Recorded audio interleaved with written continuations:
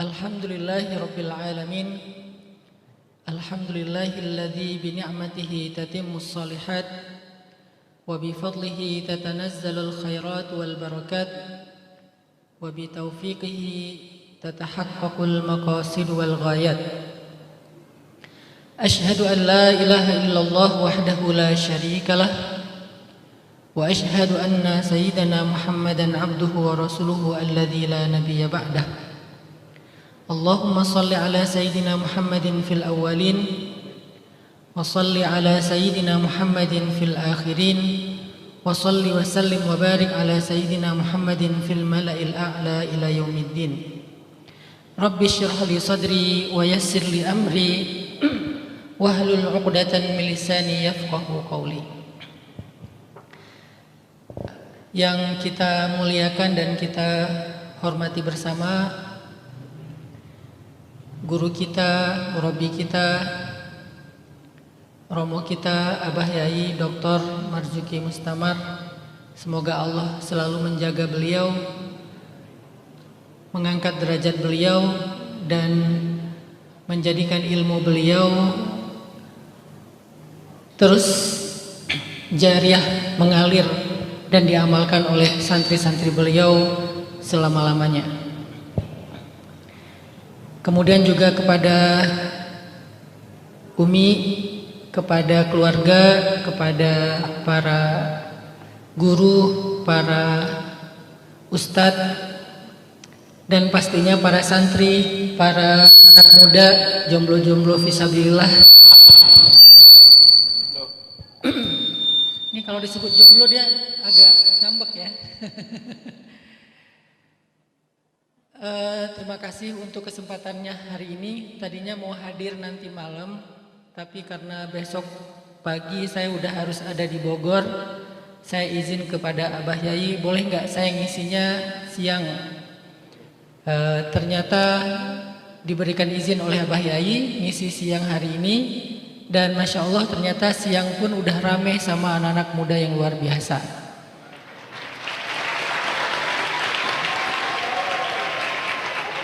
Ini diberi titel jomblo keren. Jomblo keren ya. Yang ada di sini semuanya jomblo keren, insya Allah. Masya Allah luar biasa.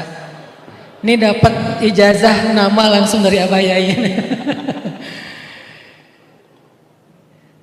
Teman-teman yang dirahmati Allah SWT, sebetulnya harusnya sih saya mendengar nasihat dari Abah Yai, tapi karena saya diberikan amanat untuk memberi semangat kepada kalian, saya pengen ngajak teman-teman semuanya untuk merenungkan kisah perjalanan seorang nabi yang jadi salah satu simbol nabinya anak muda. Nabinya anak muda itu dalam Al-Quran itu ada beberapa. Misalnya Nabi Yusuf, yang beliau itu pernah diuji dengan ujiannya para jomblo. Apa ujiannya para jomblo? Scrolling. Terus stalking pakai akun kedua. Itu nggak seberapa. Nggak seberapa ya Pak ya? Itu kekasihnya itu taruhlah namanya Marzuki. Ya, punya orang lagi namanya Fulana. Itu Fulana itu di akun apa-apa ditulisi Ki Haji Marzuki Mustamar. Jadi kalau ada telepon Ki Haji, mas Ki Haji, padahal ya orang itu tadi. Oh, jadi namanya dirubah ya? Misalnya namanya Aqua Galon ya? Atau tukang gas gitu ya, ternyata perempuan. Ada yang kayak gitu nggak? Nggak ada ya? Namanya bukan itu ya, namanya ojek online ya, kurir. Jadi diuji dengan ujiannya seorang yang masih single. Itulah Nabiullah Yusuf alaihissalam. Dan beliau sukses melewati ujian itu dengan burhan dari Allah. Ada lagi nanti nabi yang jadi nabinya anak muda, Nabi Yahya alaihissalam. Sama diuji oleh seorang cewek, anak pejabat, cantik, cegil sama Nabi Yahya. Cegil sama Nabi Yahya. Saking cegilnya, begitu ditolak cintanya, dia minta hadiah ulang tahunnya kepala Nabi Yahya. Saking cewek gila, cegil. Tapi Nabi Yahya selamat, mampu menjaga iffah, mampu menjaga kehormatan. Itu juga kisah Nabi yang jadi inspirasinya anak muda. Buat saya itu nabi-nabinya anak muda lah. Karena ujian mereka itu sama dengan ujian kita. Kalau Nabiullah Ibrahim, walaupun di masa mudanya juga sama, ujiannya lebih ujian dakwah. Tapi kan lebih banyak dikisahkan ketika beliau di Palestina, ketika beliau di Mekah. Kalau Nabi Yahya, Nabi Yusuf itu emang kisahnya anak muda banget. Nah hari ini saya pengen juga ngajak kalian untuk merenungkan kisah nabinya anak muda yang lain, yang paling panjang kisahnya di Al-Quran, yaitu Nabiullah Musa alaihissalam. Ini juga nabinya anak muda, terutama cowok-cowok yang senang olahraga. Karena Nabi Musa itu nabi yang paling gagah, nabi yang pernah difitnah sama Bani Israel sebagai nabi yang anak muda yang punya penyakit kulit.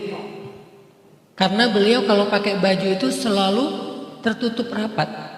Lalu dituduh, wah itu anak muda itu punya penyakit kulit, makanya dia menutupi tubuhnya dengan pakaian yang longgar. Sampai kemudian Allah membersihkan namanya dari hoaxnya Bani Israel. Jadi dulu udah ada lambe Bani Israel, di mana gosipnya banyak tentang Nabi Musa. Kemudian Allah membersihkan namanya, akhirnya berubah trending topik. Dari tadinya trending topiknya kalau diketik itu muncul langsung Musa penyakit kulit. Akhirnya Allah ganti Musa laki-laki yang fisiknya sempurna. Itu kisah-kisah Musa yang secara simbolik banyak disebutkan dalam Al-Quran. Nah hari ini saya pengen ngajak teman-teman sekalian belajar dari kisah Musa. Kalau kita renungkan kisah Musa itu ada sekitar 4 episode di dalam Al-Quran. Episode ketika beliau baru lahir, episode ketika beliau jadi anak muda usia teenagers, episode ketika beliau udah dewasa, dan episode ketika beliau sudah sukses dalam dakwahnya membawa Bani Israel keluar dari Mesir.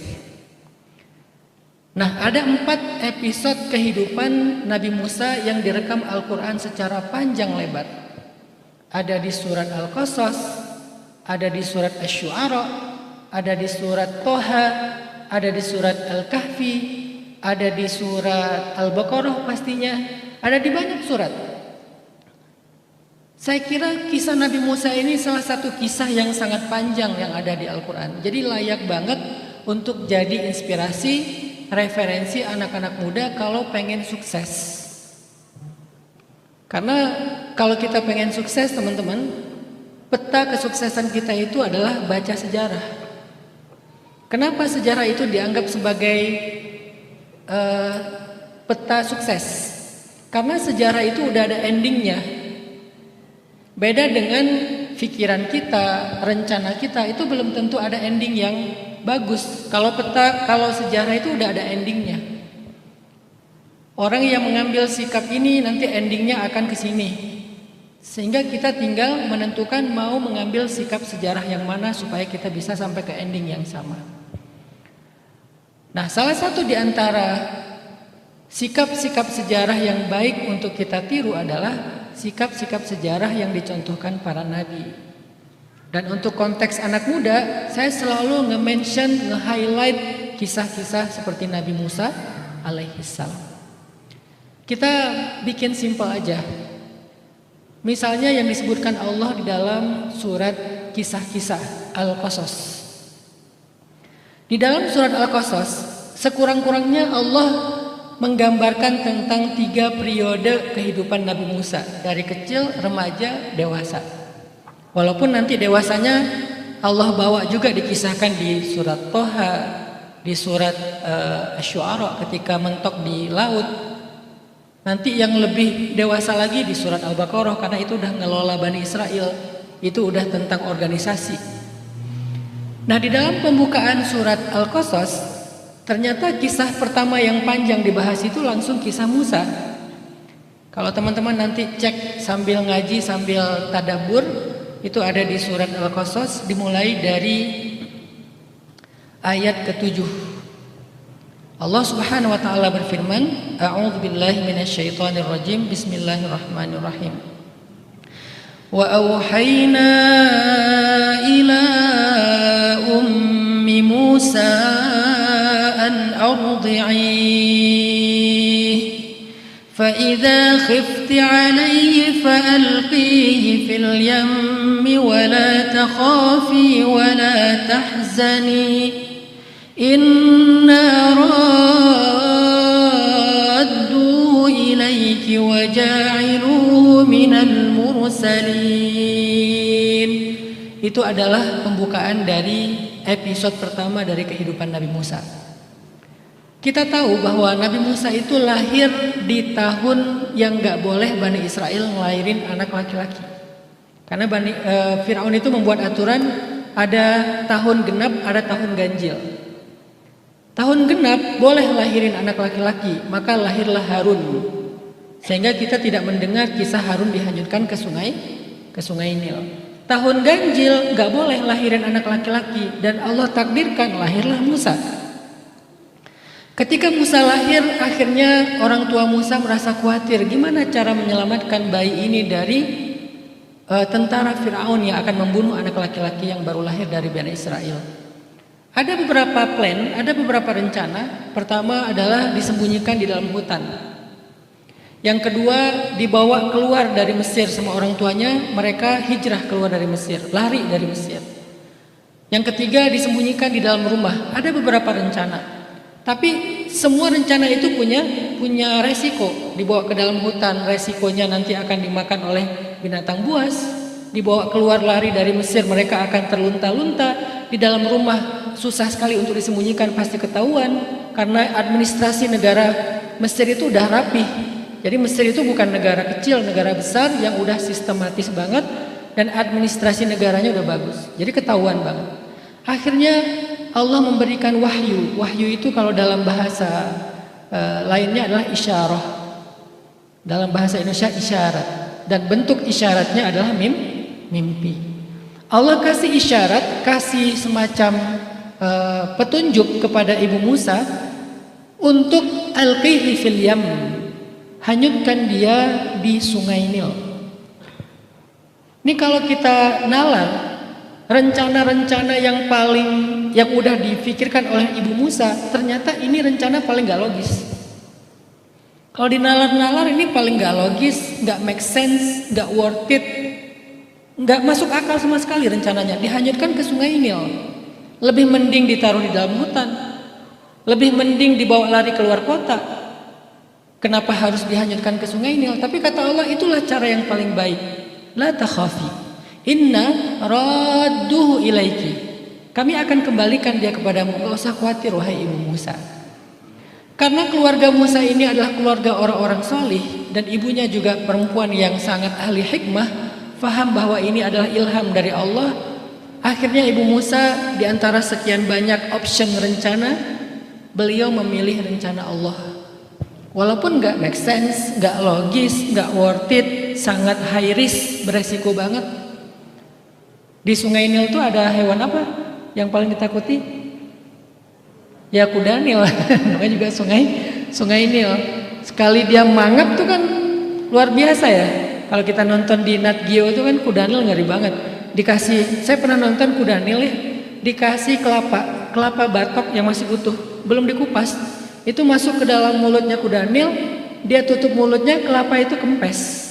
Keluar semua air kelapanya dan dia kunyah masuk dalam perutnya. Sebegitu kuatnya rahang kuda Nil. Kebayang gak bayi dihanyutkan ke sungai Nil dengan resiko ada kuda Nilnya? Belum lagi anakondanya yang di film-film yang panjangnya sekian meter. Belum lagi nanti hanyutnya bisa aja keluar dari Mesir sampai ke Sudan, ke Afrika. Artinya ini sama sekali nggak masuk akal. Tapi ini perintah Allah. Maka dengan iman, ibu Musa menyiapkan tabut, maka hanyutlah Musa di sungai Nil. Ini kalau kita baca tuh ada satu halaman full ceritanya. Ternyata ketika dihanyutkan ke sungai Nil, kan ekspektasinya dia hanyut menjauh dari Firaun ya. Karena kan pengen dilindungi dari tentara Firaun. Harusnya kan dia hanyutnya menjauh dari Firaun. Ternyata Allah takdirkan hanyutnya justru mendekat sampai ke dalam rumahnya Firaun. Jadi secara logika dihanyutkan untuk dihindarkan dari musuhnya, tapi rencana Allah malah mendatangkan dia tepat di dalam kamar musuhnya. Mereka membuat rencana, Allah juga membuat rencana, dan rencana Allah adalah yang paling sempurna. Akhirnya singkat cerita masuk ke dalam selokan. Selokan itu membawa beliau sampai ke pemandian Firaun. Ditemukan oleh orang-orang istana, dibawa ke dalam kamarnya. Istri Firaun takdir Allah belum punya anak. Akhirnya dia suka dengan anak tersebut. Qurratu ainin li walak, kata istrinya Firaun, ini menyejukkan hati, ini jadi mainan, ini jadi hiburan buat aku. Firaun, biarkan dia, jangan bunuh dia, kan kamu sering dinas keluar kota, aku sendiri gak punya siapa-siapa, biarin aku punya mainan, kata istri Firaun. Akhirnya kata Firaun, ya udah kamu main aja sampai kamu puas, kalau kamu udah bosan nanti aku akan bunuh anak ini. Karena Firaun tahu, Firaun itu kan gak bodoh ya, dia cuman zalim, bukan bodoh. Dan belum tentu juga orang zalim itu bodoh secara logika, bodohnya secara iman. Kan Abu Jahal bukan orang bodoh juga. Julukannya bahkan bapak yang banyak ilmu, Abu Al-Hakam. Firaun juga bukan orang yang bodoh, tahu ini anaknya Bani Israel yang dihanyutkan supaya nggak dibunuh sama tentara Firaun. Singkat cerita akhirnya Musa masuk ke dalam istana Firaun, mulai haus, lalu menangis karena kehausan. Firaun bikin semacam audisi. Siapa yang bisa menyusui bayi istana, sayembara. Siapa yang bisa memberi susu bagi bayi istana, maka dia akan diberikan hadiah yang besar, dikasih gelar ningrat, tinggal di dalam istana. Akhirnya banyak ibu-ibu se-Mesir Raya tuh, kota Madia Mesir, kabupaten Mesir, semuanya pada daftar tuh, pengen mendapatkan hadiah yang besar. Tapi Allah hindarkan Musa menyusui kepada siapapun selain ibunya. Ketika berita ini sampai ke rumah ibunya Musa juga hadir untuk mendaftar, dan Allah takdirkan ketemulah Musa dengan ibunya. Begitu didekat, Musa langsung menyusui, dan Allah jadikan mereka kembali berkumpul utuh. Inna radduhu ilaiki wa ja'iluhu minal mursalin. Dan kami pasti akan mengembalikan dia kepada engkau, wahai ibu Musa. Dan itu janji Allah. Ini ringkasnya cerita tersebut. Ceritanya pasti dramatis banget. Lebih dramatis daripada drakor lah pokoknya. Lebih dramatis daripada gol yang diulang kemarin gitu ya. Masya Allah, itu deg-degan banget nontonnya. Ternyata ini lebih deg-degan lagi gitu. Sampai harus masuk ke istana Firaun, padahal dia dihindarkan dari Firaun. Maka dari episode pertama kisah Nabi Musa ini, apa kira-kira hikmah yang kita bisa ambil ibrah? Menurut saya salah satu ibrahnya adalah Nabi Musa ini hidupnya sejak awal sudah direncanakan Allah. Sejak awal beliau bisa sukses, selamat, beruntung itu karena ibunya menyerahkan bayinya untuk ikut rencana Allah. Maka pelajarannya, mau nggak kita kalau pengen hidup kita itu sukses, kalau pengen hidup kita itu beruntung, gimana caranya? Biarkan Allah yang merencanakan hidup kita. Siapa orang yang hidupnya direncanakan Allah? Dan itu ajaib banget loh kalau hidup kita direncanakan Allah. Saya ketemu dengan Abah Yai itu bukan strategi saya. Kalau ada orang yang komen bilang ini strategi karena mau mendekati pemilu, waktu itu kan gitu ya. Dituduh saya mau jadi caleg waktu itu. Karena mau jadi caleg akhirnya masuk NU. Biar sukses nyalek katanya. Padahal saya nggak ada rencana nyalek sama sekali, saya bukan orang politik. Dituduh lagi supaya apa misalnya segala macam lah. Padahal saya tidak punya rencana, saya datang ke sini karena istri saya adalah muridnya Abah, udah lama gak ketemu, pengen lebaranan. Datanglah lebaran, hanya pengen lebaranan. Akhirnya makan satu piring sama Abah, saya jatuh hati sama Abah, saya pengen belajar hikmah dari Abah, sampai akhirnya Allah takdirkan menjadi bagian dari muridnya Abah. Itu bukan rencana saya cuma minta ke Allah ketika saya umroh Ramadan tahun lalu, Rabbi habli hukman wa alhiqni bis solihin. Ya Allah, beri saya hikmah, pertemukan saya dengan orang-orang soleh. Ini kan berarti saya minta Allah rencanain hidup saya, kasih saya hikmah, hal yang saya belum mengerti, dan coba bawa saya ke orang-orang soleh supaya saya bisa belajar kepada mereka. Akhirnya Allah takdirkan dibukalah pintu lewat Abah Yai Marzuki Mustamar. Akhirnya ketemu lebih banyak lagi orang soleh. Itu artinya emang hidup kita tuh direncanakan oleh Allah, bukan kita yang merencanakan, dan itu luar biasa loh. Mau nggak kalian jodoh kalian itu pertemuannya tuh Allah yang rencanain. Kalau kalian rencanain tuh kan scrolling, screenshot, save, komen, first comment, WA nyasar ya. Itu kan rencana-rencana kalian kan. Nggak terlalu keren sih rencana kita. Kadang-kadang malah konyol. Kalau kalian pengen jodohnya direncanakan Allah, kalau kalian pengen rezekinya direncanakan Allah, kalau kalian pengen karirnya direncanakan Allah, sukses, bahagia, semua direncanakan Allah, ada rahasia yang kita bisa belajar dari kisah Nabi Musa episode pertama ini. Kenapa Nabi Musa itu hidupnya direncanakan Allah?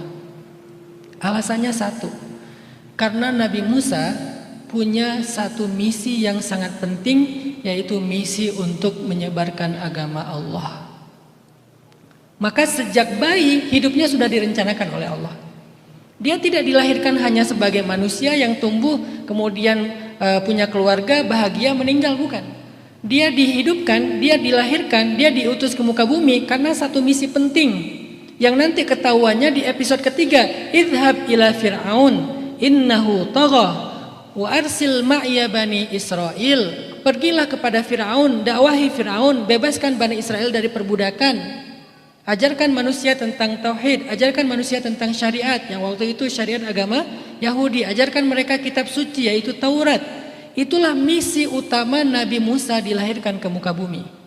Karena misi itulah akhirnya hidup Nabi Musa sejak lahir direncanakan oleh Allah, bukan direncanakan bahkan oleh orang tuanya sendiri. Dan rencana Allah itu unik sekali. Sekarang pertanyaannya, apa misi hidup kita? Apa alasan kalian hidup? Pernah nggak kita bertanya, Ustadz, kira-kira saya diciptakan untuk apa ya? Secara personal ya, bukan secara general. Kalau secara general, wa ma khalaqtul jinna wal insa illa liya'budun, itu secara general. Secara personal, kalian udah tahu belum alasan apa yang paling kuat yang membuat kalian dilahirkan oleh ibu kalian setelah dikandung 9 bulan, wahnan ala wahnin, kepayahan demi kepayahan? Apa alasan kita dilahirkan dengan taruhan nyawa oleh ibu kita? Apa alasan kita ada di muka bumi? Apa alasan Allah memberi kita potensi, gift, bakat segala macam sehingga kita menjadi seperti hari ini? Itu adalah kunci untuk supaya hidup kita diurus oleh Allah, direncanakan oleh Allah. Dan saya menemukan itu ketika saya masih kecil. Ketika saya umur sekitar 6 tahun ya, saya dibawa sowan ke seorang kiai besar di Aceh. Ini termasuk ulama karismatik, alhamdulillah masih hidup, beliau umurnya udah 90 tahun sekarang. Dan sangat dikenal sebagai ulama wali yang punya karomah. Tengku Abu Kutakrung. Itu terkenal sekali di Aceh. Tengku Abu Kutakrung ini yang pernah masuk maling ke rumah beliau nggak bisa keluar karena dianggap semuanya jeruji besi, karena nggak tahu jalan keluar lagi. Itu terkenal banget lah, termasuk yang karismatik. Saya dibawa kepada beliau. Kata ibu saya, nak yuk kita sowan ke Tengku Abu Kutakrung. Saya nggak kenal siapa itu Tengku Abu Kutakrung, dulu belum ada sosmed. Ikut aja sama ibu saya. Pas sampai di rumah beliau, ngantri di antara banyak santri. Pas giliran kita ketemu, ayah saya tukang pangkas, ibu saya ibu rumah tangga biasa. Jadi kita hanya orang biasa, bukan tokoh. Pas ketemu, Saya kaget. 2 hari sebelum ibu saya ngajak saya ketemu beliau, saya mimpi ketemu beliau. Waktu saya umur 6 tahun apa 5 tahun, saya mimpi ketemu beliau. Tapi saya nggak ngomong ke ibu saya karena anak kecil ya, dianggap mimpi biasa aja, udah lewat. Mungkin mimpi sekedar bunga tidur. Ternyata 1 hari setelahnya diajak ibu saya ketemu beliau, 2 hari setelahnya ketemu dengan beliau, saya lihat, oh ini yang dalam mimpi saya nih. Begitu udah salim, beliau bilang, anak ini ajarkan Al-Quran. Nanti dia akan menjadi orang yang bisa ngajar Al-Quran keliling dunia katanya. Waktu itu saya belum bisa ngaji, alif bata aja belum, karena orang tua saya bukan kiai, orang biasa, jadi nggak ngajarin anaknya ngaji dari kecil, ya semaunya anak itu aja. Saya kelas usia 6 tahun belum bisa ngaji sama sekali. Setelah ketemu beliau disuruh ajarin ngaji, pulang ke rumah saya bilang ke ibu saya meninggal di musibah tsunami. Mak, itu Abu Kutakurung itu saya mimpi beliau 2 hari yang lalu. Oh kenapa nggak ngomong? Malu saya bilang. Akhirnya udah selesai, 1 hari saya lagi azan maghrib di rumah saya, nggak azan di masjid, azan di rumah. Karena saya pengen banget azan, tapi di masjid belum dapat kesempatan soalnya bukan pengurus masjid. Usia saya lupa 7 tahun apa berapa. Saya azan di rumah saya, pas lagi azan maghrib di rumah lewatlah seorang guru ngaji. Guru ngaji itu dengar suara saya kok enak ya. Padahal waktu itu saya azannya nggak ada niat pamer.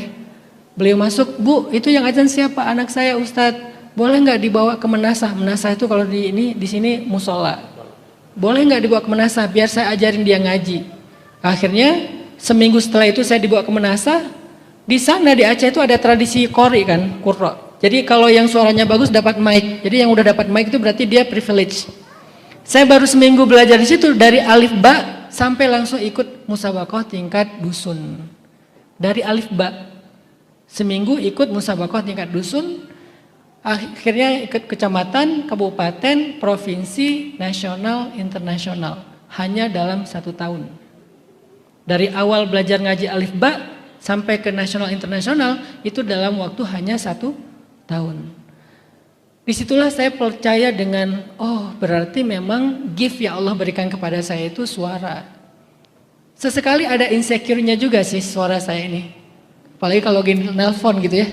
Kalau lagi nelpon tuh saya pernah nelpon bulan Ramadan yang angkatnya cowok. Terus dia bilang ke temannya, kamu aja yang jawab, kenapa? Aku takut batal puasa. Apakah suara saya seseksi itu? Sampai membatalkan puasa orang gitu kan. Kadang-kadang insecure, kalau saya lagi nginep di hotel, nelpon ke FO gitu, mau order makanan, pasti bilangnya, ya Bu apa yang bisa dibantu? Saya brewokan, saya bilang. Oh iya Pak, maaf Pak gitu. Tapi kalau saya ingat cerita waktu masa kecil, saya jadi tahu oh ternyata emang semua itu gift. Kalau di connecting the dot, kita hubung-hubungkan setiap peristiwa, pasti ada maksudnya. Berarti Allah mentakdirkan saya harus dekat dengan Al-Quran. Saya masuk pondok juga beasiswanya karena Al-Quran, sampai saya ke Mesir juga karena Al-Quran. Yang lain itu di Mesir dapat beasiswa cuma 1, saya 3. Tes beasiswa yang diuji bisa ngaji nggak? Dikit-dikit. Jawabnya dikit-dikit biar nggak susah-susah nanyanya. Ya udah coba baca Al-Fatihah. Al-Fatihah dong. Akhirnya baca Al-Fatihah, berkenan yang ngetes langsung kasih beasiswa. Oh ternyata gampang dapat beasiswa, cuman Al-Fatihah. Besoknya saya tes lagi sampai dapat 3 beasiswa, sehingga di Mesir saya punya 3 asrama. Kadang saya tinggal di sini, kadang tinggal di sini, pindah-pindah lah. Kenapa? Karena beasiswanya banyak. Teman-teman yang dapat beasiswa dari sini cuma 1, saya dapat 3 karena berkah Al-Quran. Masuk Al-Azhar, tadinya saya mau ngambil jurusan dakwah. Pas dites sama dosen, disuruh jurusan tafsir. Jadi di Al-Azhar itu bukan kita yang memilih jurusan, dosen yang memilih jurusan. Kamu tafsir aja. Saya padahal pengen dakwah, prof gitu. Enggak, kamu tafsir. Akhirnya saya masuk tafsir. Walaupun materi yang paling saya suka itu adalah kuliah dakwah. Guru favorit saya itu Dr. Ahmad Zaid, beliau adalah seorang dosen dakwah. Dari beliau lah saya belajar tentang movement.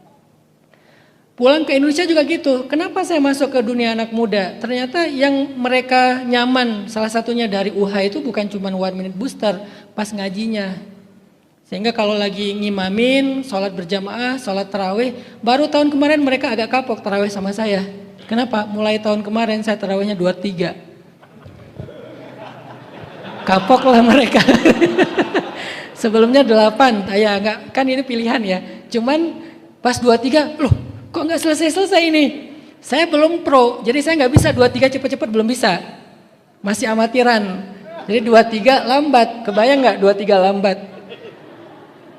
Bismillahirrahmanirrahim. Alhamdulillahi rabbil alamin. 23. Ternyata baru saya juga berapa rakaat di belakang udah pada nangis. Saya pikir mereka khusyuk banget sholatnya. Pas udah beres 8 rakaat, kalian Masya Allah ya baru 8 rakaat udah nangis. Khusyuk ya? Bukan Ustadz, kelamaan. Akhirnya saya ganti, bacanya besok-besok At-Takatsur sampai An-Nas. Rakaat pertama At-Takatsur, rakaat kedua Al-Ikhlas. Yang berikutnya Al-Asr, Al-Ikhlas, Al-Humazah, Al-Ikhlas. Tadi juga minta bimbingan dari Abah Yai, benar nggak Abah kalau kayak gitu? Ya udah jangan diperpanjang, khafif demi maslahatan lebih banyak. Itu di Bukhari kan, Ruya fil Bukhari sab'amiyah wa sab'a wa arba'ah. Anna rajulan minal ansar ya ummuhum fi masjid Quba. Wa kana kullama iftataha al-qira'ah iftataha biqul huwallahu ahad. Fa sa'alahu Rasulullah sallallahu alaihi wasallam an dzalik. Fa ajab inni uhibbuha. Faqal hubbuka iyyaha adkhalakal jannah. Hadza hadis rawal Bukhari 700 wa sab'in wa arba'ah. Jadi ada seorang dari sahabat Ansor ditugaskan ngimami di Masjid Quba. Aneh, setiap membaca surat yang dipilih mesti surat Qul huwallah. Lalu ditanya Nabi, ngapain lu membaca Qul huwallah terus? Emangnya Ustadz Hanan nggak hafal apa yang lain? Kok pakai kuluh, main kuluh terus? Lalu orang itu jawab, emang saya juga sukanya surat Qul huwallah, Al-Ikhlas, pendek, cepat, pahalanya besar, thuluthul Quran, sepertiga Al-Quran. Lalu Nabi bersabda, hubbuka iyyaha adkhalakal jannah. Ya karena kau mencintai Qul huwallah itulah Allah masukkan Anda ke surga. Jadi jamaah Bandung, jamaah Gasa itu ahli surga semua. Karena sukanya dibacain Al-Ikhlas. Kita banget ya. Itu hadis kita banget. Pokoknya kalau dibaca surat yang lain itu, sholat itu agak kurang ikhlas. Baru ikhlas kalau dibacakan surat Al-Ikhlas. Jadi saya percaya teman-teman, kalau kita pengen hidup kita direncanakan sama Allah dan rencana Allah itu lebih baik daripada rencana kita sendiri, cobalah kalian jadikan hidup kalian itu punya misi dakwah. Dan dakwah ini bukan hanya jadi penceramah atau jadi ustadz, jadi kiai. Dakwah itu kan luas ya. Dakwah itu secara hakikatnya adalah ngajak orang kepada kebaikan, ngajak orang kepada Allah. Dan ngajak ini kan gak harus selalu dengan narasi. Bisa dengan sekadar nge-repost. Kalian jadi seorang konten kreator bisa jadi dai. Kalian jadi seorang programmer bisa jadi dai. Kalian jadi pengusaha bisa jadi dai. Kalian jadi guru bisa jadi dai. Kalian jadi pejabat bisa jadi dai. Apapun, kun da'iyan qabla an takun kulla syai'. Jadilah dai sebelum jadi apapun. Sehingga kalau misi hidup kita udah ada unsur dakwahnya, saya percaya hidup kita akan direncanakan oleh Allah dengan rencana yang lebih baik daripada rencana kita. Jangan pernah menginginkan sesuatu sebelum kalian bisa jawab apa hubungannya dengan dakwah. Jangan pernah melakukan sesuatu sebelum kalian bisa memastikan apa hubungannya dengan dakwah. Jangan menjalankan sesuatu dalam hidup sebelum kalian memastikan di dalamnya ada unsur dakwah. Saya jadi mahasiswa karena ada dakwahnya.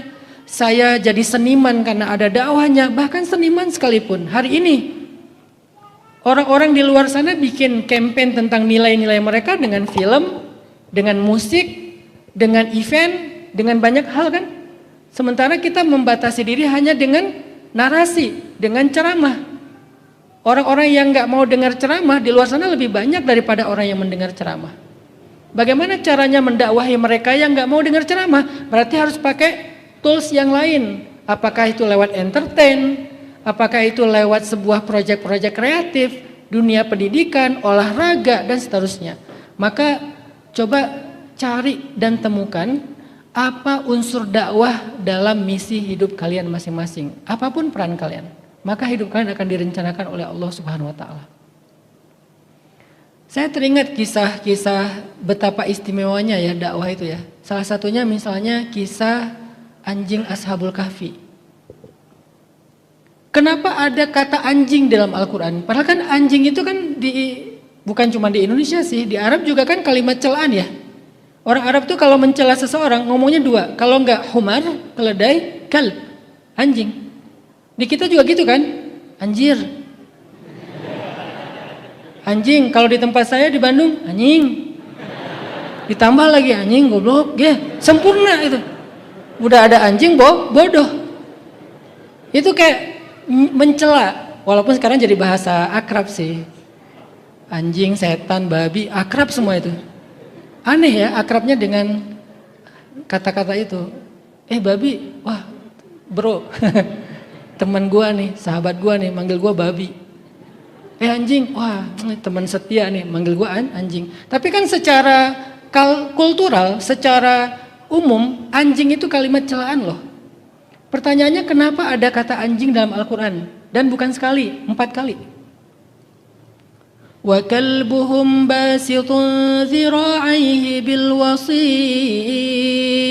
Sekali. Sayaquluna thalathatun rabi'uhum kalbuhum. Wa yaquluna khamsatun sadisuhum kalbuhum rajman bil ghaib. Wa yaquluna sab'atun wa thaminuhum kalbuhum. Kalb. 4 kali disebutkan kata anjing dalam Al-Quran. Kenapa nggak diganti aja diksinya Chihuahua mungkin? Kan lebih lucu gitu kan? Atau diganti dengan peliharaan mereka, pet mereka, atau hewan mereka. Kenapa kok kalb? Allah pengen nunjukin kepada kita, walaupun dia hanya seekor anjing, tapi dia berharga di sisi Allah. Maka Allah nggak mau ganti diksinya, nggak akan diperlembut kata-katanya, tetap dengan apa adanya. Dia kalb, dia anjing. Tapi walaupun dia anjing, dimention sama Allah. Kita aja nggak dimention dalam Al-Quran loh. Mana ada ayat hanan dalam Al-Quran? Kecuali memang sifat Nabi Yahya, wa hananan min ladunna wa zakatan wa kana taqiyya. Tapi saya bukan at-taqiyya, jadi tadi kayaknya salah baca, bukan at-taqi, at-taqi. Karena saya belum jadi orang yang bertakwa. At-taqi itu bahasa Jepang, artinya air terjun yang tinggi. Jadi Hanan at-taqi pakai K, bukan pakai Q. Kalau pakai Q saya malu, nggak boleh ngaku-ngaku paling bertakwa. Jadi kenapa Allah nge-mention kata kalb? Ternyata rahasianya cuma satu. Kenapa dia di-mention?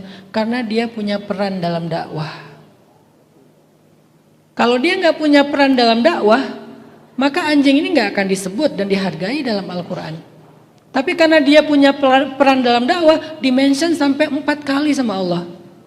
3 kali yang terakhir, itu kesannya kayak gini. Ada yang bilang jumlah mereka bertiga, jangan lupa ya yang keempat anjingnya. Ada yang bilang jumlah mereka 5, jangan lupa ya yang keenam anjingnya. Ada yang bilang jumlah mereka 7, jangan lupa ya yang ke-8 anjingnya. Allah nggak pengen kita lupain si anjing itu. Selalu diulang lagi, diingetin lagi kepada kita bahwa ada anjingnya. Apa perannya? Ternyata dia punya peran dalam dakwah. Nah sekarang kita gali, apa peran anjing ini dalam dakwah? Ternyata peran anjing ini dalam dakwah cuman basitun zira'aihi bil wasid, cuman duduk di mulut gua sambil menjulurkan kedua lengannya. Cuman itu doang perannya dalam dakwah. Kalau boleh kita menilai, nggak penting-penting banget sebetulnya perannya dalam dakwah. Cuman duduk di mulut gua sambil menjulurkan kedua lengannya. Sekarang kita tanya, ngapain dia duduk di mulut gua? Ngejagain. Siapa yang dijaga? Para nabi bukan? Bukan. Ulama bukan? Bukan.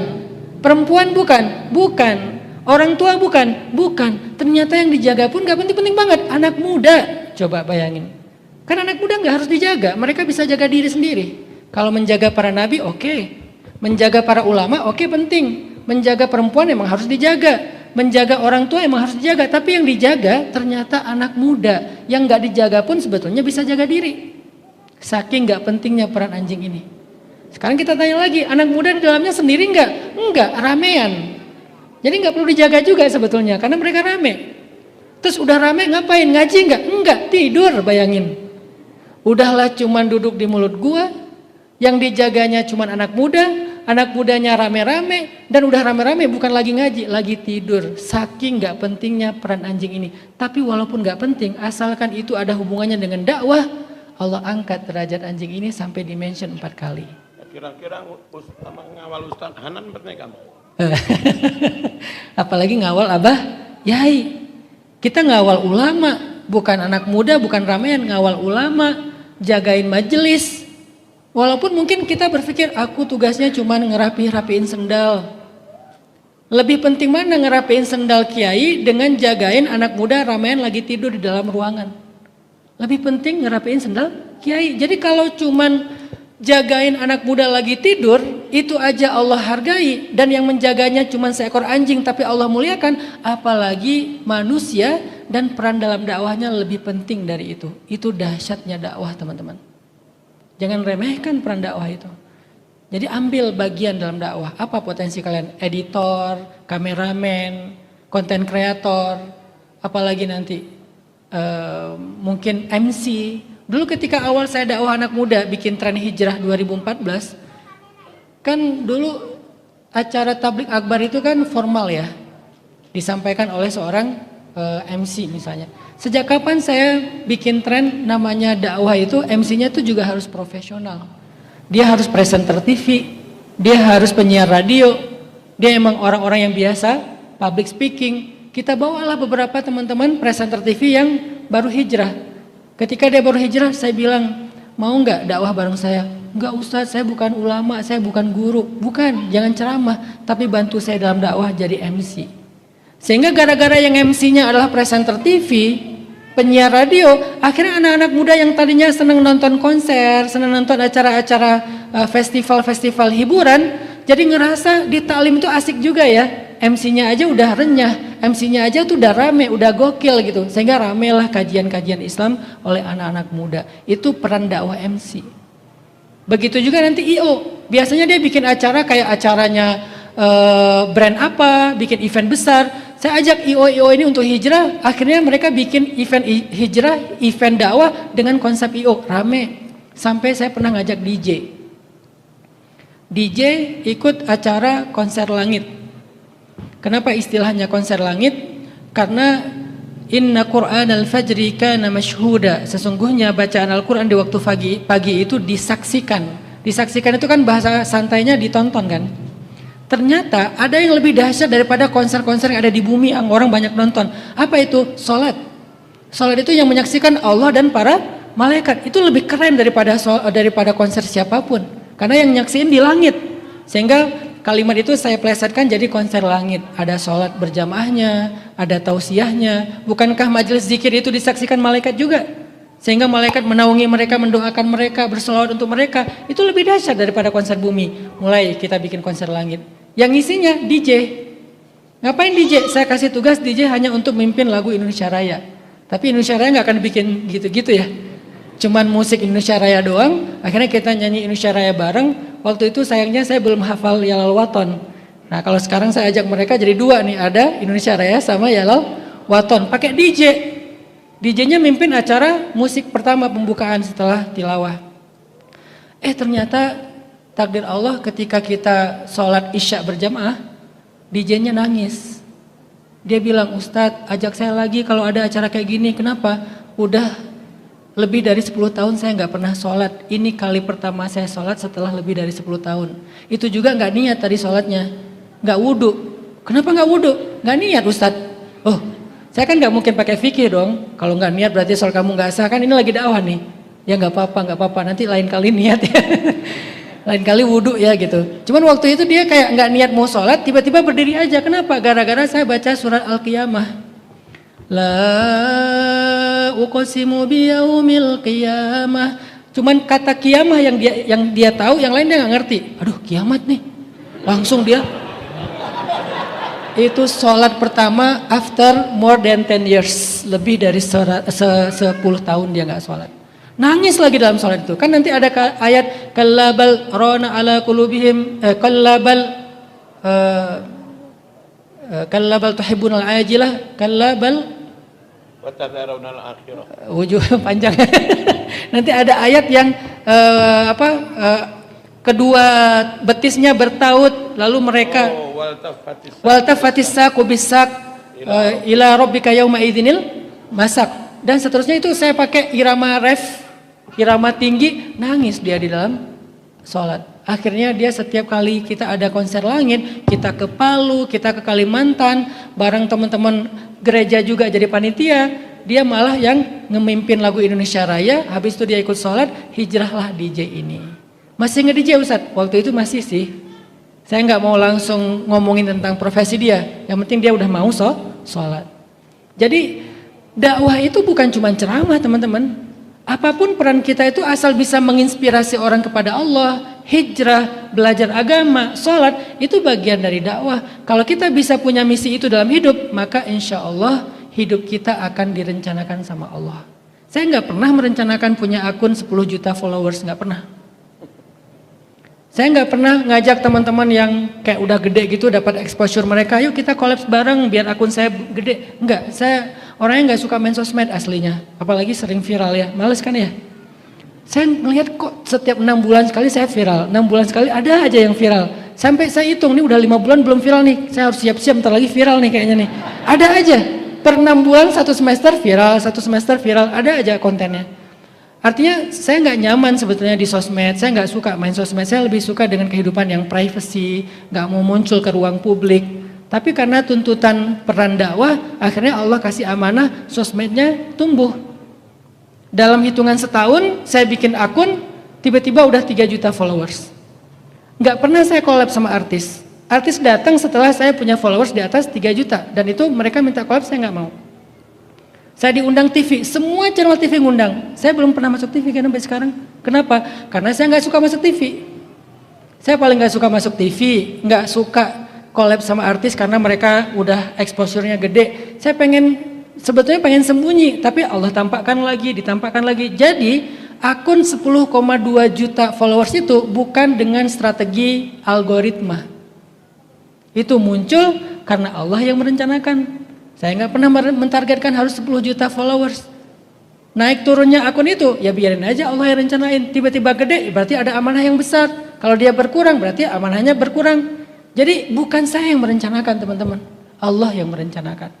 Jadi kalau kalian pengen hidup kalian direncanakan sama Allah, coba ambil peran dalam dakwah seperti anjingnya Ashabul Kahfi. Atau semutnya Sulaiman di surat semut. Kenapa surat itu dinamakan surat semut? Hanya gara-gara satu peran dakwah kecil dari semut. Ketika Nabi Sulaiman dengan pasukannya mau berdakwah ke satu negeri, salah satu semut itu bilang ke kawanannya, ayo minggir kasih jalan buat Sulaiman biar dia tidak menginjak kalian. Cuman itu doang peran semut, tetapi Allah muliakan, dimention, dinamai dengan nama surat. Padahal semut. Perannya cuma suruh minggir semut-semut yang lain. Mereka nggak minggir pun sebetulnya nggak ganggu Nabi Sulaiman kan?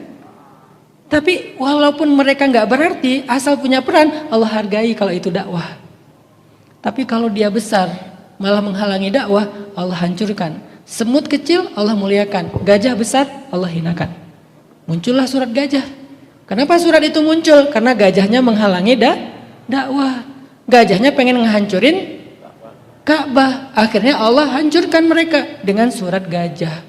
Disitulah kita belajar, oh ternyata gak penting saya besar apa kecil, peran saya penting apa enggak. Yang penting saya mau fokus ngambil bagian dalam dakwah dengan skill saya, dengan kapasitas saya. Insya Allah nanti hidup saya akan direncanakan Allah seperti Allah merencanakan Musa. Dan itu kadang-kadang gak ketebak. Saya punya teman ya, dia marbot di masjid, salah satu masjid di Jogja. Sambil kuliah di UGM, dia tinggal di masjid, bersih-bersih masjid. Ternyata karena dia di masjid, akhirnya dia bikin satu komunitas, yaitu komunitas taklim anak-anak mahasiswa.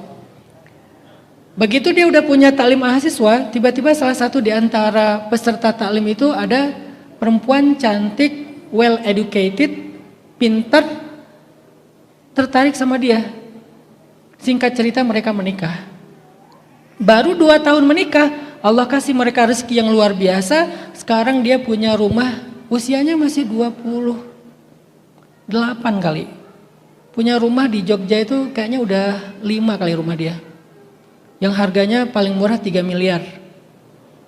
Dan dia belum lulus di UGM. Saking udah nyamannya bisnis, akhirnya nggak ngelanjutin kuliah, di bisnis saja, hidupnya berkah, berangkat umroh beberapa kali, kemudian dia bisa memberangkatkan orang tuanya, memberangkatkan guru-gurunya, yang awalnya dari setiap kebaikan itu mulai muncul ketika dia jadi marbot di masjid, terus dia bikin taklim di masjid itu, Allah mudahkan hidupnya sampai sekarang. Dan itu inspirasi saya, dia tuh luar biasa. Ambil peran dalam dakwah teman-teman, tapi jangan memaksakan diri untuk menjadi penceramah. Jadi penceramah itu amanahnya gede banget. Saya juga kalau jadi penceramah nggak mau berfatwa. Nahnu du'at walaysa qudat. Saya punya prinsip itu. Kami hanyalah dai, bukan hakim. Jadi kalau ada yang nanya fikih ke saya bilang saya nggak mau jawab fikih. Saya jawabnya tentang galau, patah hati, ya, anxiety, trauma masa lalu, gimana cara move on. Oke. Tapi kalau ditanya hal haram, saya nggak mau komen karena itu amanahnya besar. Dan saya punya prinsip dalam dakwah saya tidak membahas fikih. Biar tidak terjebak dalam khilafiyah, nanti saya juga nggak bisa menyelesaikannya. Biar yang ahli yang menjelaskan tentang fikih. Jadi saya tahu diri, batasan saya di mana, peran saya apa, udah gitu aja.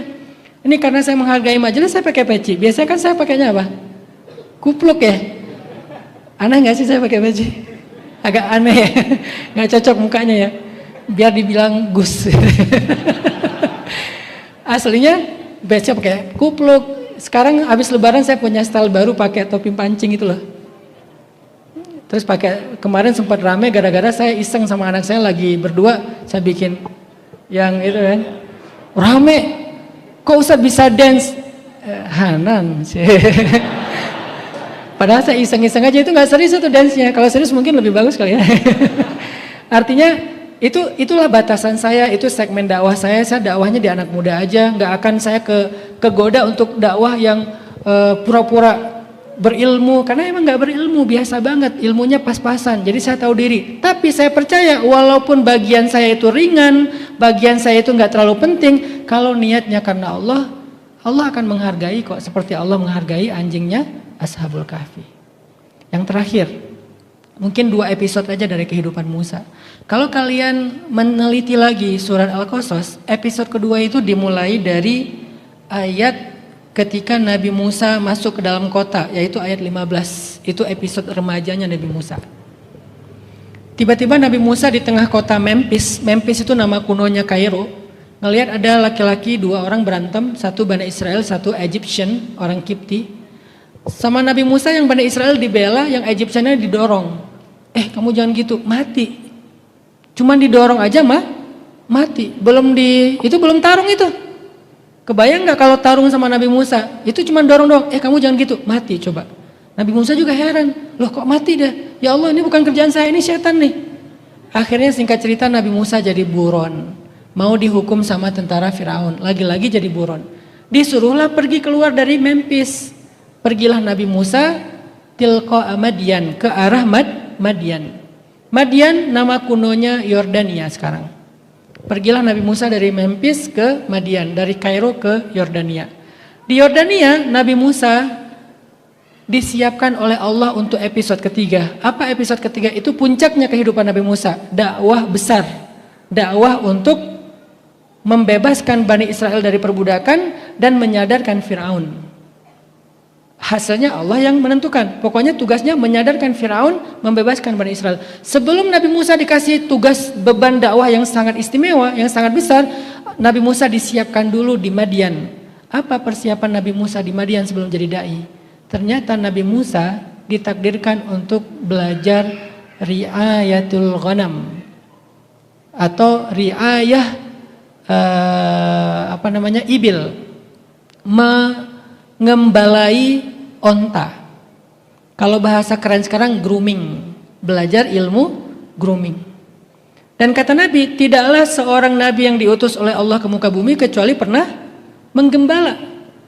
Nah, apa pelajarannya buat kita sekarang dari episode kedua kisah Nabi Musa sampai beliau menikah, 8 tahun beliau menggembala, ditambah 2 tahun jadi 10 tahun. Setelah itu beliau baru pulang ke Mesir dan dikasih misi besar. 10 tahun Nabi Musa kuliah sekolah yang disebut dengan sekolah grooming. Cuman itu materinya, grooming aja. Menggembala aja. Yang lain nanti muncul dengan sendirinya sesuai dengan kebutuhan. Apa pelajarannya buat kita? Ternyata inti dari grooming itu adalah tentang organisasi, tanzim. Saya sedih ya ngelihat banyak santri di kita, ini insight aja ya, bukan kritik ya, lebih ke insight. Santri kita atau aktivis-aktivis dakwah kita nggak terlalu bergairah belajar tentang ilmu organisasi. Padahal ilmu organisasi itu penting sekali dalam dakwah. Jangan berpikir dakwah itu cuman belajar baca kitab atau Quran, hadis, tafsir, fikih, itu substansinya dakwah. Tapi bagaimana mendeliver substansi itu? Ada medianya, ada skillnya. How to deliver semua yang udah kita baca di dalam pondok pesantren. Caranya adalah belajar ilmu organisasi.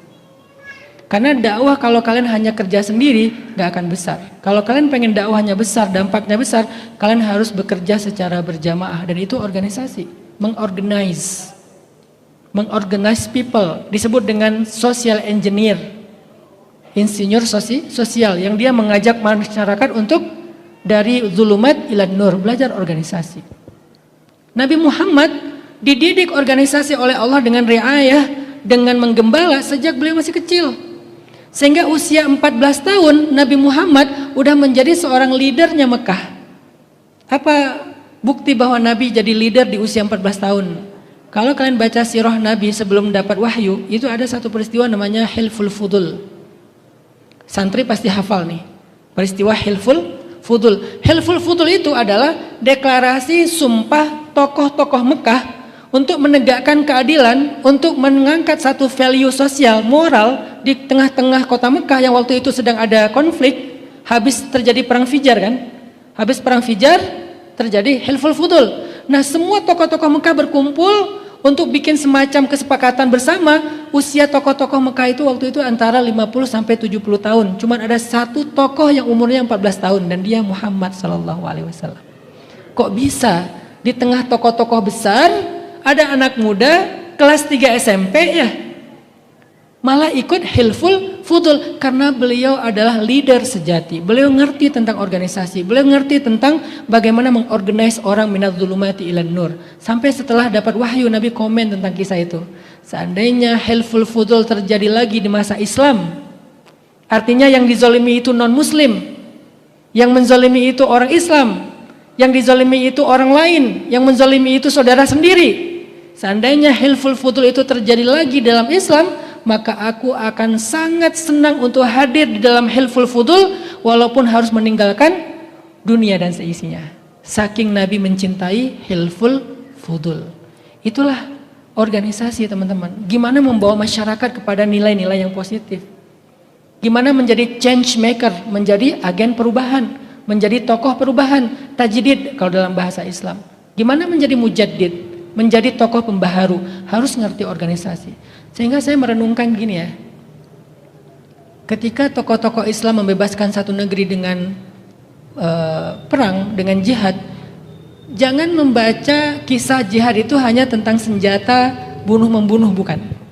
Menurut saya kisah jihad itu, kisah peperangan Nabi dan sahabat itu juga tentang inspirasi organisasi yang luar biasa, tanzimnya luar biasa. Kebayang gak sih kalian bikin event kayak gini, capeknya berapa hari? Bikin event halal bihalal, terus haul, terus juga silaturahim kayak gini itu capeknya berapa hari buat santri-santri? 1 minggu ya capeknya ya, puncaknya 2 hari lah. Capeknya 1 minggu sebelum mungkin, dan 1 minggu setelah kalau misalnya masih mau capek. Biasanya kalau udah beres yang capeknya tinggal 1/4. Tapi asal ketahanan rawuh hilang capeknya. Masya Allah, Allah yukhalik. Jadi capeknya seminggu kan bikin event kayak gini. Padahal event kayak gini tuh event yang kita nggak mempertaruhkan nyawa, nggak mempertaruhkan harta, cuman capek fisik sama waktu. Kebayang nggak membebaskan Konstantinopel? Itu event lebih gede mana dengan haul ataupun halal bihalal kita? Kebayang nggak dengan membebaskan Al-Quds Palestina di tangan Salahuddin Al-Ayyubi? Kebayang nggak dengan menaklukkan Mongol di tangannya Saifuddin Qutuz? Kebayang nggak dengan membebaskan Mesir di tangannya Amr bin As? Kebayang nggak membebaskan Afrika Utara selama 32 tahun di tangannya Uqbah bin Nafi'? Kebayang nggak gimana organize-nya mereka dalam membebaskan negeri-negeri? Itu event lebih ngeri loh daripada event dakwah. Jadi saya mengambil referensi event dakwah itu buat para aktivis dakwah, jangan bikin event, bukan acara walimahan. Coba referensinya adalah perang di zaman Nabi. Perang Badar itu event, perang Uhud itu event, perang Khandak itu event. Before-nya, ketika hari hanya, after-nya, kan itu luar biasa kan? 10 November event. 10 November di Indonesia itu event. Pembebasan kita merdeka itu event. Itu tuh nggak mudah loh mengorganisasi itu. Berarti kan kiai-kiai kita, pahlawan-pahlawan kita tuh kan ahli organisasi. Bisa ngajak santri untuk turun itu kan berarti kan event besar kan? Bisa membawa penjajah itu lari kocar-kacir dari Indonesia kan event besar. Kita kemampuan membuat event baru mengumpulkan orang, dan itu orang-orang soleh semua yang dikumpulin. Bukan musuh. Gimana dengan logistiknya? Event kita seminggu, event mereka berapa tahun? Kan bertahun-tahun eventnya, non-stop. Artinya kemampuan belajar organisasi itu penting sekali dalam dakwah teman-teman. Kalau nggak akan besar dakwah kita. Orang-orang di luar sana, dunia entertain, film, musik segala macam, mereka IO semua itu. Tahu DWP kan ya? Nggak tahu DWP? Tomorrowland, event-event DJ yang wah yang gitu-gitu. Sekarang lagi rame di Bandung tuh. Itu yang bikin siapa? Orang-orang organisasi. Mereka punya kurikulum, mereka punya IO, mereka punya job desk, mereka punya SOP, mereka punya tanzimnya sempurna sekali. Akhirnya mendatangkan Alan Walker, DJ Snack yang dari Indonesia juga siapa misalnya. Banyak DJ dikumpulkan di seluruh dunia. Terus orang-orang ziarah datang dengan pesawat-pesawat. Ziarahnya udah pakai pesawat. Di pesawatnya ditulis rombongan ziarah Tomorrowland. Kebayang nggak tuh? Event internasional. Yang bikin siapa? Orang organisasi. Kita keren sih udah bisa bikin ziarah, kan ziarah itu yang paling heboh di Indonesia dan gak ada matinya kan, gak ada liburnya, terus saja ada ziarah. Sekarang coba saya challenge santri-santri bikin ziarah anak-anak motor se-Indonesia, keliling Pulau Jawa kepada wali-wali tapi anak-anak motor, terus anak-anak band, terus anak-anak punk, terus anak-anak mungkin sebagian udah menjalaninya, yuk kita ramein lagi. Bukan cuman orang-orang yang udah rajin ngaji yang ziarah, yang bahkan belum kenal Islam pun mereka mau ziarah.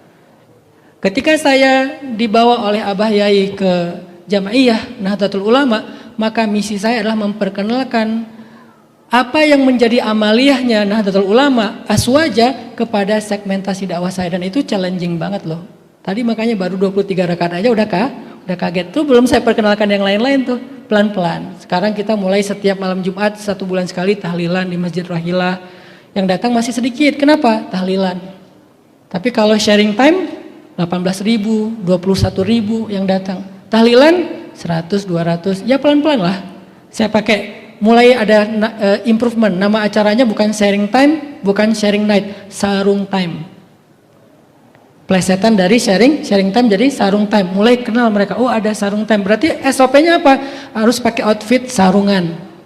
Yang datang sarung time gak pakai sarung, berarti duduknya soft belakang.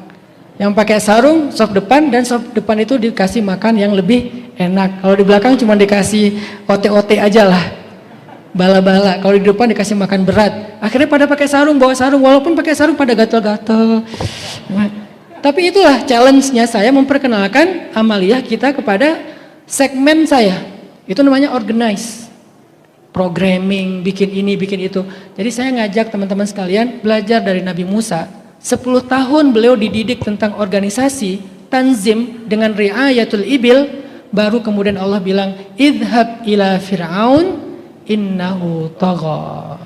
Baru kemudian beliau berdoa, waj'alli waziran. Itu kan doanya orang organisasi.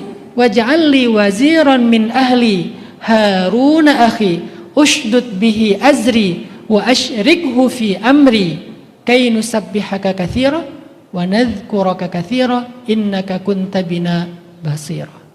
Kadang kelewatan. Ya. Adegan datang sampai ke tempat, ketemu 2 perawan cantik. Nah ini khusus kajian jomblo ya. Gimana cara nembak cewek itu judulnya. Pura-pura minta Musa ngetolongin dia. Ma khatbukuma ya. Nah, Itu judulnya adalah gimana trik nembak cewek ala Nabi Musa. Jadi bukan caper, bukan nyasar, bukan apa, bukan yang aneh-aneh, justru dengan cara yang elegan. Jadi teman-teman yang dirahmati Allah, yuk kita ambil 2 inspirasi dari 2 episode kehidupan Nabi Musa. Yang pertama, apalagi ini para santri, azamkan dalam diri kalian untuk mengambil peran dalam dakwah, supaya Allah akan mengurus hidup kalian, mengatur, merencanakan hidup kalian dengan cara yang sempurna. Kalian akan kaget dan takjub dengan rencana-rencana Allah di masa depan kalian. Yang kedua, selain belajar kitab, selain belajar ilmu syariah, selain belajar Al-Quran dan hadis, cobalah kalian belajar ilmu organisasi. Dan membuat event kayak gini adalah tarbiyah organisasi. Jadi membuat event kayak gini itu bukan sekedar khidmat, bukan sekedar voluntary, tapi lagi belajar, lagi ditarbiyah tentang kemampuan berorganisasi. Nanti digilir siapa yang jadi ketua, siapa yang jadi koordinator divisi, segala macam. Itu pengalaman itu kalian bawa seumur hidup kalian. Termasuk mengorganisasikan keluarga kecil kalian. Itu kan organisasi yang paling kecil di rumah kita. Semua itu adalah skillnya para anbiya, skillnya Nabi Musa alaihi salam. Semoga ini menjadi inspirasi buat anak-anak muda di Malang, khususnya santri-santri Sabilur Rasyad Nggase ya. Gimana nyebutnya? Nggase ya. Semoga santri-santri Sabilur Rasyad menjadi orang-orang yang punya pengaruh besar dalam dakwah, bisa melakukan perubahan di tengah-tengah masyarakat Indonesia dengan karya-karya terbaiknya. Saya suka kemarin ngelihat ada karya konten kreatornya Nggase yang bikin ada apa tuh Valentino Rossi atau siapa tuh pembalap terus jatuh terus bikin konten yang lagi ngetren ya. Nah itu kayak gitu-gitulah dakwah itu. Banyak-banyakin improve kayak gitu. Nanti siapa tahu dari sini muncul seorang musisi yang bisa mensenandungkan syair-syair madhiyah nabawiyah, puji-pujian terhadap Nabi. Sehingga anak-anak muda yang tadinya ngelihat itu cuman qasidah, jadi oh ada genre popnya juga ya, oh ada genre reggae-nya juga ya. Ternyata madhiyah nabawiyah itu bisa dipakai beberapa genre sehingga semuanya akan memuji Nabi. Jadi semua kalian punya potensi untuk bisa berkarya dalam dakwah. Semoga Allah berikan taufik buat kita semuanya. Saya kira demikian, mohon maaf kalau ada salah ucap, salah kata, salah makna, dan semoga kita mendapatkan kebaikan dunia dan akhirat. Barakallahu li wa lakum. Wallahul muwaffiq ila aqwamit thoriq. Wassalamualaikum warahmatullahi wabarakatuh.